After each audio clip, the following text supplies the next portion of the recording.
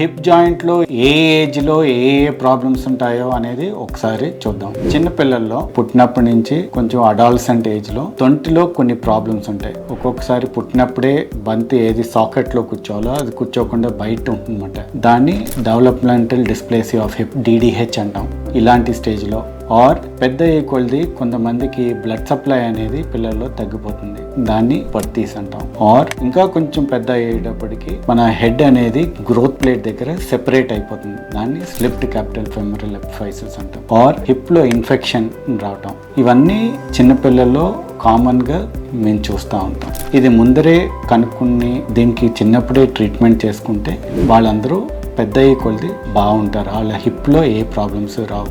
దీన్ని ముందరే మనం కనుక్కోకుండా ఫర్దర్గా ట్రీట్మెంట్ తీసుకోకుండా పెద్ద కొలిది వదిలేస్తే మాత్రం అది హిప్ ఆర్థరైటిస్ అనేది తయారవుతుంది, ఆర్ తొంటి జాయింట్ అనేది పాడైపోతుంది. అప్పుడు మనం హిప్ రీప్లేస్మెంట్ అనేది చేయవలసి వస్తుంది. ఇది చిన్నపిల్లల్లో ఉన్న ప్రాబ్లం.